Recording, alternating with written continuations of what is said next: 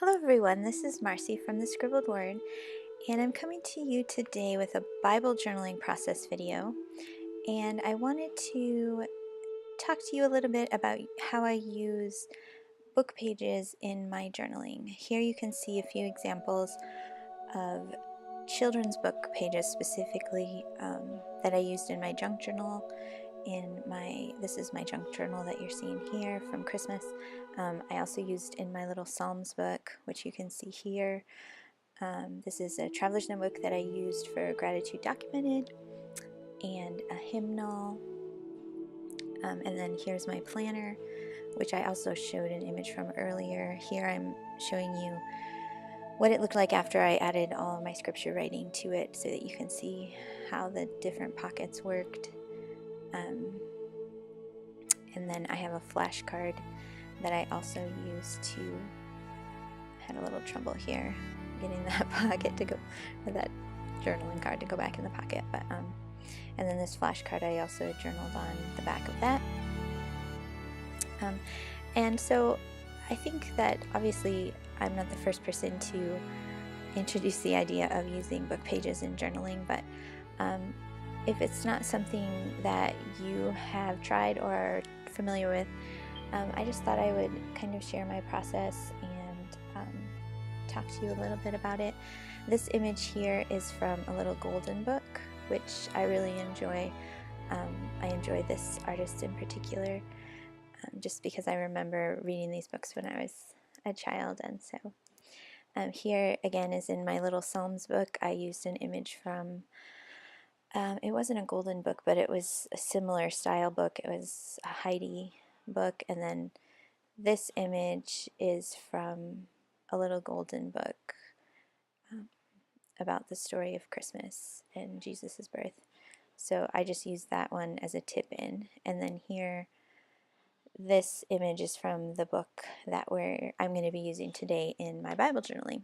So which was a large golden book about Mother Goose rhymes.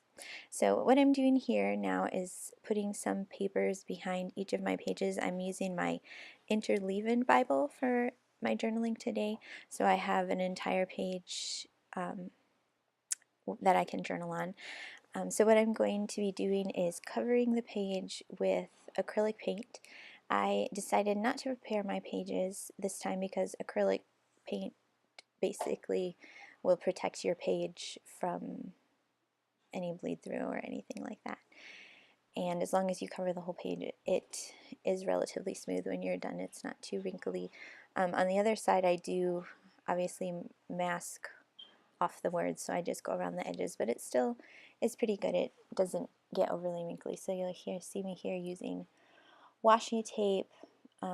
I try to take a little bit of the stickiness off of it before I place it on the page so it's easier to remove afterwards. And then I just use that gift card you saw to cut the washi tape so that there's a straight line there, or relatively straight anyways.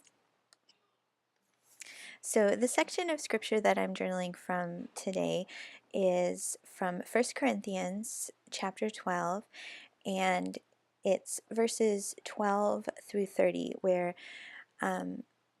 it speaks about all of the Christians being members of the body of Christ, and that even though, just like in a body, every different part has a different function, they are all necessary in order for the body to work properly. So it is with us as believers, that we are all different and we have different functions, and God has given us different gifts and talents.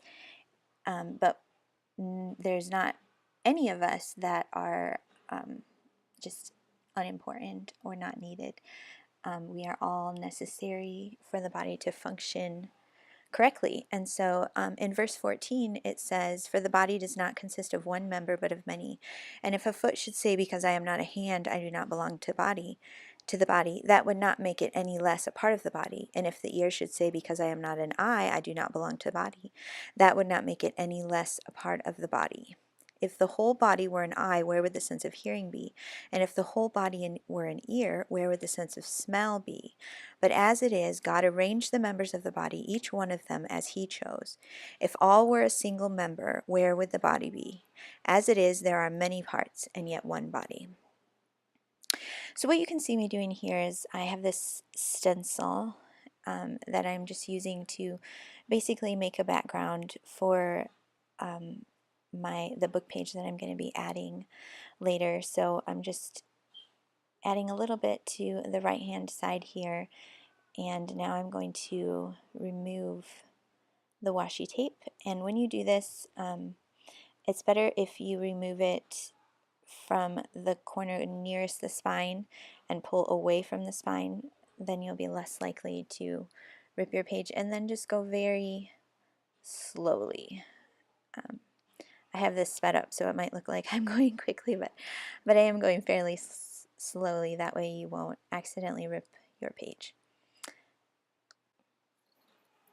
So after painting the blue on the background, I used the stencil and some white acrylic paint, as you saw, and the stencil that I used was from a company called istencils.com. So if you're interested in that, if I do find it, I'll try to link it below for anyone who is interested.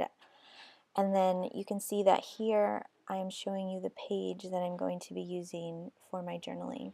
And this was from the little golden book of Mother Goose Rhymes that you saw me show you earlier.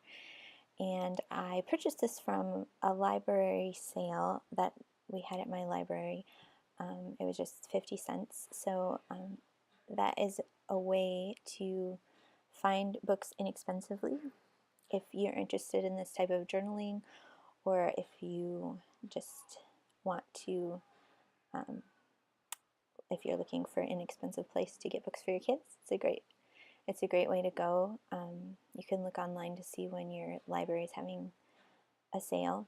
But I really liked this particular rhyme as I felt like it was a really good illustration for this verse in particular. So I'll go ahead and read it to you. It's called For Want of a Nail. For want of a nail the shoe was lost. For want of the shoe the horse was lost. For want of the horse the rider was lost. For want of the rider the battle was lost. For want of the battle the kingdom was lost. And all for the want of a horseshoe nail.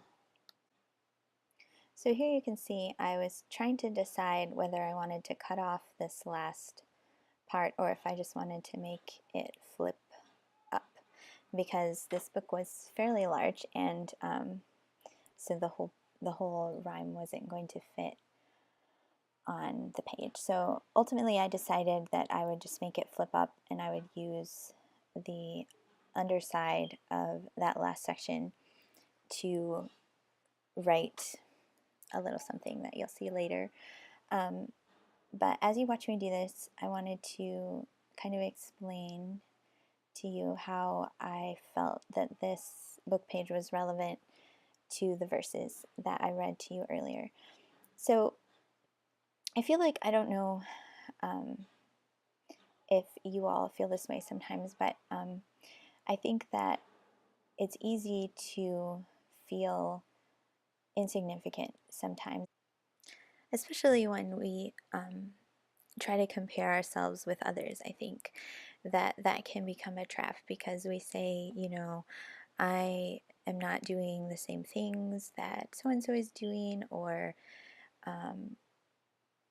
I don't have as big of a following as this person or that person. Maybe you feel like you don't manage your household as well as somebody else, or that your kids aren't as perfect as so-and-so's kids, or you don't have this huge ministry that such and such a person has. And these verses tell us something different, that each of us is significant, and each of us, if you belong to the family of God, you are not just important, but you are necessary. So here you can see I've sewn around this little book page section, and just to add a little bit of texture and interest. And then I'm going to decorate this little flip up. I took this image of this little cat from the page that I thought was cute just because I liked it. And so I'm going around it with just some scribbly lines to just add a little bit of interest. I like to have borders around things. I think it draws your eye into the picture. And so what I'm going to do here in a minute is you're going to see me use the stickers that I've shown you. Some of these are from Illustrated Faith, and some I got from my Citrus Twist kit that I get monthly and I've talked to you about.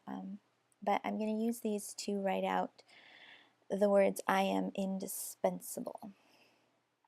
And I think that's really the heart of what these verses are saying. You know, we can't say because I'm not a pastor that I'm not important, or because I'm not a mother that I'm not important, or because I'm not